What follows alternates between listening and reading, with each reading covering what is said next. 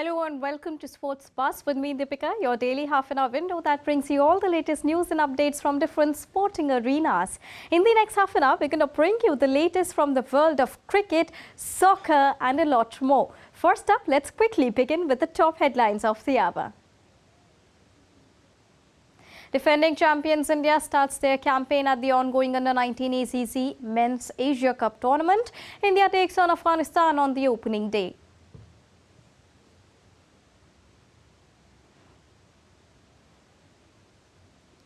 In Premier League, Everton stunned Newcastle to move out of relegation zone. On the other hand, West Ham beat Tottenham Hotspur. Tots now faces fourth defeat. And Copa America 2024 group stages have been announced. Reigning Copa America champions Argentina to defend their title in the United States in an expanded 16-team tournament. So those were the top headlines of the hour that we are tracing for all our viewers and sports lovers on Sports Buzz. Now let's begin with the top update that we are bringing you on ice hockey. Well, with over 90% of India's ice hockey talent hailing from Ladakh, it is now more than just a sport. It has become a path to resilience, livelihoods and also transforming Ladakh into a winter sports heaven. India's Sports Minister Anurag Singh Thakur recently unveiled the roadmap for India's rise in winter games. Here's a report. In the high-altitude landscapes of Ladakh, a groundbreaking initiative is shaping up. Introducing Game Changer, the blueprint that envisions the comprehensive development of ice hockey in the Union Territory. Game Changer is not just a document, it's a roadmap to propel India into the realm of 2042 Winter Olympics. In collaboration with the International Ice Hockey Federation, this holistic blueprint drives deep. From equipment and infrastructure to scouting local talents, international coaching camps and professional governance, every facet is meticulously covered. This will help us to make Ladakh an important international destination for ice hockey in the world. A winter sport like ice hockey has multiple benefits for the local community as it helps unite a community behind a sport. Over 90% of India's ice hockey talents hail from Ladakh, turning winter sport into a beacon of resilience and livelihood for the youth. But this isn't just about sports. It's about transforming Ladakh into a sought-after winter sports destination. This blueprint is game changer and will certainly pave the way to enable an Indian ice hockey contingent to participate in the 2042 Winter Olympics. Well train, well equipment, well infrastructure के साथ आज ice hockey का भविष्य लद्दाख में बहुत देश को आगे ले जाने की जो क्षमता रखते हैं.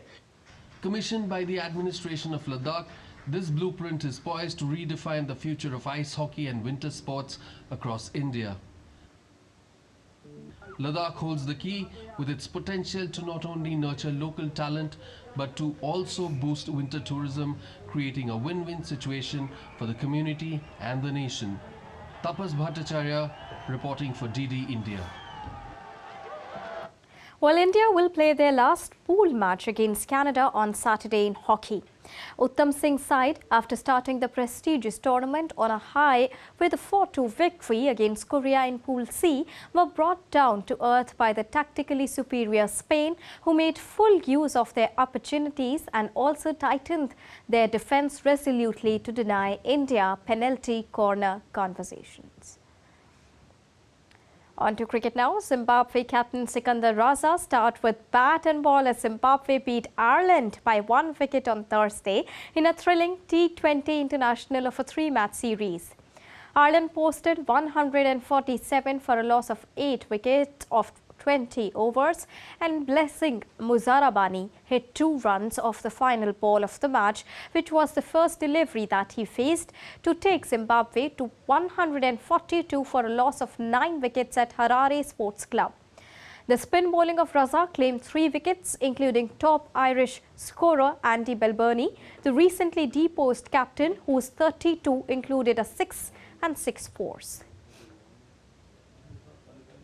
Staying on cricket, India takes on Afghanistan at the ongoing Under-19 Asia Cup Group stage at the ICC Academy ground in Dubai. Indian captain Uday Saharan won the toss and elected to field. Now the decision paid off as India bowled out Afghanistan for a modest 173 runs. Raj Limbani, Arshan Kulkarni took 3 wickets each, while for Afghanistan, Jamshid Zadran top scored with 43 runs. In the tournament, 8 teams have been divided into 2 groups of 4 each. Afghanistan, India, Nepal and Pakistan are placed in Group A, whereas Bangladesh, Japan, Sri Lanka and hosts UAE, they feature in Pool B.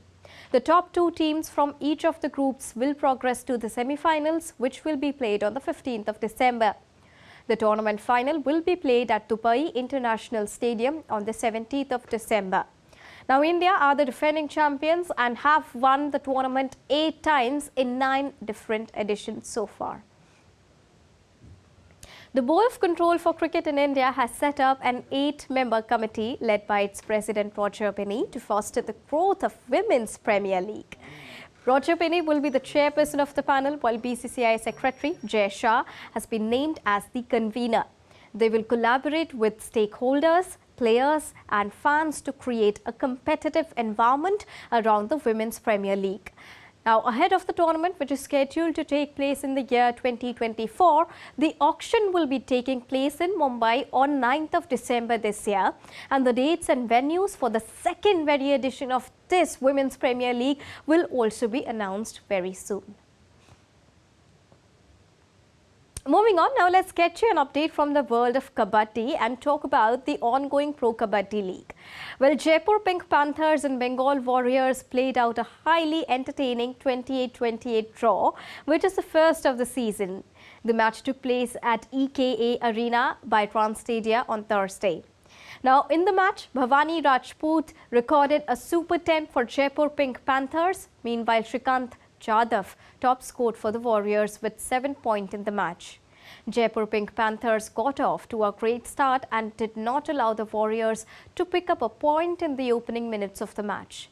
It took them and Shrikant Jadhav on a do-or-die raid to get the Warriors on board. From there on, the Warriors constantly kept the Panthers' numbers restricted on the mat, logging points constantly for them. Numbers did not matter for the Panthers though.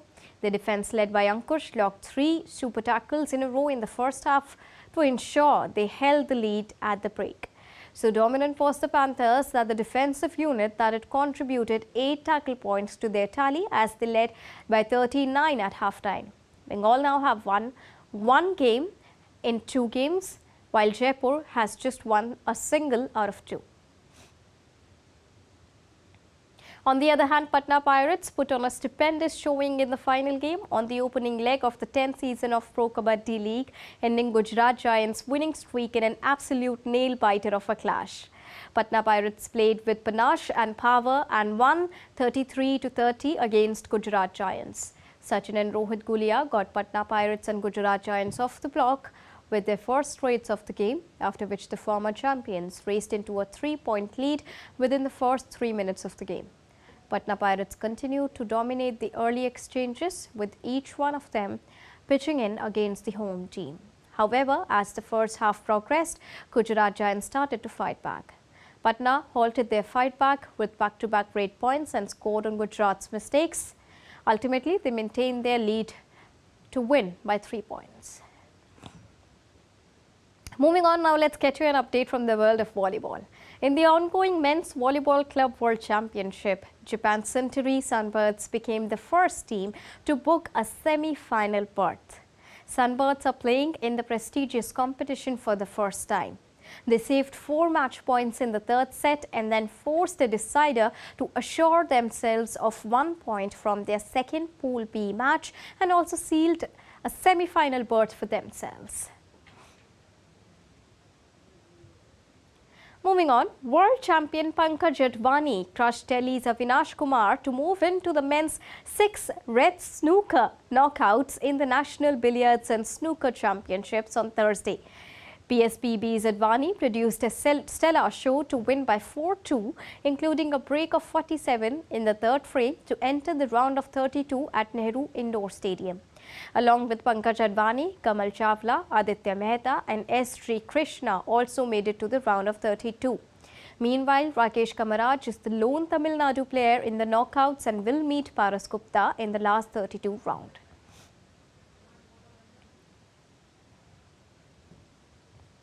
Moving on in Sports Buzz, now let's get you all the updates from the world of soccer. Well, defending champion Argentina kicked off the 2024 edition of Copa America on the 20th of June in Atlanta against the playoff winner between Canada and Trinidad and Tobago. Reigning champions Argentina and South American heavyweights Brazil have been included in favorable groups, while hosts the United States will come up against 15-time winners Uruguay. Here's a report that tells you all about the draws. The path to Copa America glory has been outlined as the draw for next year's edition is unveiled in Miami. Reigning champions Argentina and South American heavyweights Brazil are included in favorable groups, while hosts the United States will come up against 15-time winners Uruguay for next year's tournament. World Cup winners Argentina kick off the tournament in Atlanta on June 20th against the playoff winner between Canada or Trinidad and Tobago. Argentina will also face Peru and Chile. CONCACAF Gold Cup winners Mexico are in Group B alongside Jamaica, Venezuela and Ecuador. The US face Bolivia and Panama in their first 2 Group C matches before taking on heavy hitters Uruguay. 9-time winners Brazil have been drawn in Group D with Colombia and Paraguay, as well as either Honduras or Costa Rica. 16 teams will contest for the coveted trophy. Semi-finals will be in New Jersey on July 9th, 10th, while final will take place on July 14th. Sports Desk, DD India. Moving on in Sports Buzz, now let's get you all the updates from Olympics. Well, Paris police have its work cut out leading up to the Olympic Games scheduled to take place next year, as France remains on high alert since the killing of a school teacher that took place back in the month of October. Unfortunately, lone wolf attacks have not subsided. On the 2nd of December, tourists were assaulted near the Eiffel Tower, in which 1 person died and 2 others were injured. Here's a report. Ahead of the Paris Olympics in 2024, police gear up for heightened security operations to prevent any untoward incident. The police bomb disposal teams are working in tandem with the organizers to define the right level of bomb clearing interventions during the next year's Olympics and Paralympics in the French capital. Christophe Perzon, who leads the lab that responds to the discovery of suspicious objects or to attacks and attempted attacks, affirmed that the event is a considerable challenge for the French police. The Olympic Games for all the departments of the police are an absolutely considerable challenge. As far as bomb disposal practice is concerned, there are 2 stages which are quite distinct for us.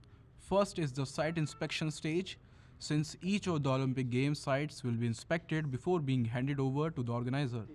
Members of the bomb disposal squad were alerted to an abandoned luggage at a train station on December 4th, which the team exploded. Another bag left in a park was found to belong to a school pupil. After examination by the bomb clearing agents who were present on the site to dispel any doubt, it was found to be a school bag. A school kid had forgotten it. He had eaten his lunch and he had forgotten the bag, and we intervened. The area was sealed off as a security measure. France has been on high alert since October, when a Chechen origin man killed a teacher with knife in a school. On December 2, 1 person died and 2 others were injured after a man attacked tourists near the Eiffel Tower. We'll be right back.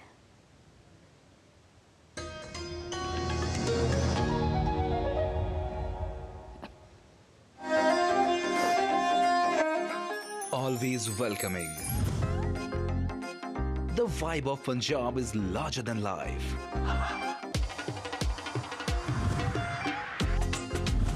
Warm up to grandeur that's beyond compare.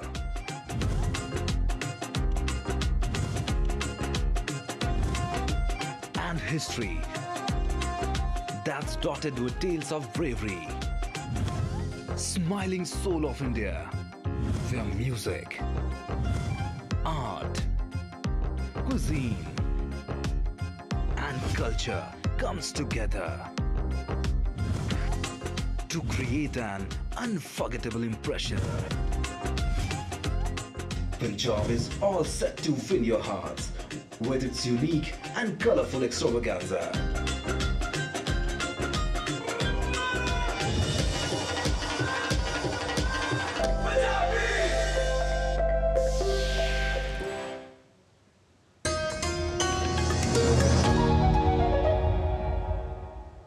Welcome back after that short break. You're watching DD India and Sports Buzz with me, Deepika. Continuing with all the latest from the world of soccer, Juventus are not interested in rejoining the European Club Association after the European Club Association's chairman, Nasser Al-Khelaifi, opened the door for their return. Now, Al-Khelaifi said on Thursday that the ECA would welcome Juventus back after the club signalled that they will pull out the European Super League project. Now, Juventus, however, said that they were not looking to rejoin. A riot erupted in the Brazilian city of Santos on Wednesday after the local team was relegated following a 2-1 defeat against Fortaleza. Riot police fired tear gas at Santos supporters to streets as rioters hurled objects at the officers. Pele's former club, Santos, were relegated for the first time in their 111-year-old history following a 2-1 home loss to Fortaleza in the final round of Brazil Serie A. Now, late Brazilian great Pele helped Santos become one of the most famous clubs in world football. The all side also enjoying a golden era in the 1950s and 60s that saw them win 10 state and 6 Brazilian league titles as well. Moving on, US private equity group Arctos Partners have acquired a minority common equity stake in French champions Paris Saint-Germain League One club, announced on Thursday. Now, PSG said Arctos' investment will go towards growing the club's operations and supporting their real estate initiatives, including the stadium and training center. Financial details were not disclosed, but the Financial Times reported that Arctos would buy a 12.5% stake that values Paris Saint-Germain at $4.32 billion. Now, Qatar Sports Investments, who bought PSG back in the year 2011, will continue to have full control of the club and its decision-making powers as well. Arctos will be a non-controlling owner and will not have any influence on any of the on-field sporting matters. On the other hand, PSG have won 9 League One titles since QSI took over the club and currently hold a 4-point lead in the standings this season after playing 14 games. And for more sporting action, let's quickly take a look at this football wrap. West Ham United has continued their fine run of form as they beat Tottenham by 2-1. West Ham have won 5 of their past 6 fixtures across all competitions, while Tottenham suffered their 4th defeat in 5 games and have dropped points from a winning position for a 5th consecutive game. Everton scored 3 times in the final 11 minutes of a hectic encounter to beat Newcastle and move out of the Premier League's relegation zone. The Toffees were sent tumbling into the bottom 3 by their 10-point deduction for breaking the top flight's financial rules, but moved back into the safety zone. Brentford top scorer Brian will be ruled out for a number of weeks due to ankle injury picked up in the Bees' 2-1 loss to Brighton. The 24-year-old netted his 7th goal of the season from the penalty spot before being substituted off injury. The injury could put Cameroon forwards' preparation for the African Cup of Nations at risk.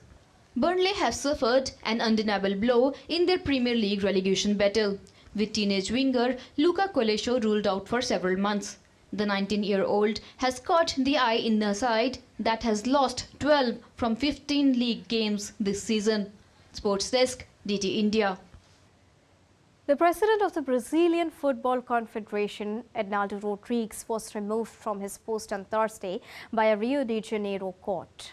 Now, the court annulled an assembly of the organization held in 2022 in which Rodriguez was elected to lead the CBF until the year 2026 and also named the president of the Superior Court of Sports Justice, Jose Perdiz, as interim head. Now, Perdiz will be responsible for organizing a new election within 30 days, according to the court's decision. The CBF also confirmed through a spokesperson that they are aware of the court decision and are analyzing appropriate measures. Moving on to golf now, Master Champion Jon Rahm jumped from the PGA Tour to Saudi-backed LIV Golf on Thursday in a big money move that has sent another shockwave through the sport. The 29-year-old now becomes the biggest name to sign on with the Rebel Circuit, funded by Saudi Arabia's Public Investment Fund (PIF), since Australian Cameron Smith joined after winning the 2022 British Open. Rahm had previously ruled out joining LIV since its inaugural season in 2021. I think the number one thing I learned is that I love the game of golf, and I'm on the side of golf. Right? When I ever go in discussion, I want golf to succeed. And the second, that at the end of the day, a man's going to make a decision what's best for him and his family. Right? It's that simple. One of golf's most popular and charismatic figures, Rahm's departure will be seen as another massive blow to the PGA Tour that has seen many of its biggest names jumping to the breakaway league. Media reports also say the world number 3 will be paid at least $300 million, with some outlets putting the guarantee at closer to $600 million. Now, rumors of his switch to LIV Golf gathered steam when he pulled out of next month's American Express tournament, a PGA Tour event that he has won twice before and where he is currently the defending champion. I think the innovation in the vision of Live Golf is what pushed me over to at least give it a chance and hear the pitch out, and ultimately ended up being what I guess I wanted to hear, right? I believe in the growth of the game of golf. I've largely spoken about how Sevi improved the game of golf in Spain, and I've always said how I would like to do the same thing over there. And if I can reach a bigger audience, it would be amazing. And I do believe this process will help me do that. Hyderabad FC will have just 4 foreign players available for their Indian Super League clash against Northeast United on Sunday after 2 players left the club midway into the season. Brazilian attacker Felipe Amorim announced on social media on Thursday that he is ending his time at Hyderabad. Sources also said that the attacker, who played 6 games for the club, was left to consider his future after his salary for multiple months remained unpaid. Now, Felipe is the second foreign Hyderabad player to leave the club. Last week, Mexican defender Osvaldo Alanis was so frustrated with the club situation that he decided to end his career rather than continue in the Indian Super League till the end of the season or wait till the transfer window that opens in the month of January next year. Well, the deadline is imminent for the potential hosts of the 2027 Women's World Cup, with full bids having to be submitted to FIFA by Friday. Candidates for the global tournament include a joint bid from Belgium, Germany and the Netherlands, one from Brazil, and another joint bid by Mexico and the United States. FIFA will then undergo on-site inspection visits in February before the FIFA Congress will decide the host on the 17th of May in 2024. South Africa were initially confirmed as an interested party, only to withdraw from the process in November with an eye to submitting a bid for the 2031 tournament. Australia and New Zealand held the 2023 competition in which Spain won, defeating England by 1-0 in the finals. Moving on to basketball now, LeBron James scored 30 points as the Los Angeles Lakers beat the New Orleans Pelicans by 133-89 to make it to the finals of the NBA's in-season tournament. LeBron James, who will turn 39 on the 30th of December, also had 8 assists and 5 rebounds in the under 23 minutes on the court. The Lakers will face the Indiana Pacers in Saturday's title game after they beat the Milwaukee Bucks in Thursday's other semi-final. And with this, it's a wrap here on Sports Buzz for now, but news and updates will continue here on DD India. So don't go anywhere. Keep watching and keep tracking DD India for all latest news and updates from the country and the world. Thank you so much for joining us right now. Namaskar.